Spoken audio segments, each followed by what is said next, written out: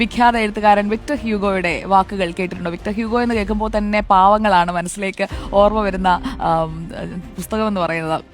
അദ്ദേഹം ഒരിക്കൽ ചോദിച്ചു, ഡു യു ഹാവ് എനിമീസ്? ശത്രുക്കളുണ്ടോ? Good, that means you have stood up for something some time in your life.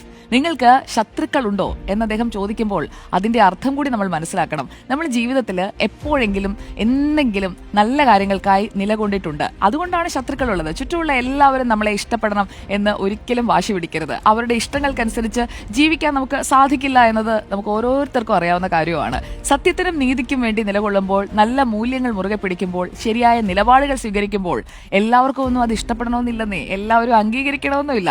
ചിലർക്ക് ഇഷ്ടപ്പെടും, ചിലര് നല്ലതാണെന്ന് പറയും, ചിലർക്ക് വിരോധം തോന്നും, ചിലരങ്ങ് വിമർശിക്കും, ശത്രുത കാണിക്കുകയും ചെയ്യും. അങ്ങനെ പല രീതിയിൽ അത് പ്രകടിപ്പിക്കും. പക്ഷെ അതിലൊക്കെ നമ്മളൊരു കാര്യം തീരുമാനിക്കണം, നമ്മൾ അതിലൊന്നും അങ്ങ് തളർന്നു പോകരുത്. ധൈര്യത്തോടെ നമ്മൾ പറഞ്ഞത് എന്താണോ, നമ്മൾ ചിന്തിച്ചത് എന്താണോ, അത് നല്ലതായിരിക്കണം. അതിനുവേണ്ടി നിലകൊള്ളുകയും വേണം.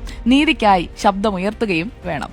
ഒരു പഴഞ്ചൊല്ല് നിങ്ങൾ കേട്ടിട്ടുണ്ടാവും, നിറയെ കായ്ഫലമുള്ള വൃക്ഷങ്ങൾക്ക് നേരെ മാത്രമേ കല്ലെറിയൂ എന്ന്. So dare to speak when silence feels safer, dare to rise, dare to do right.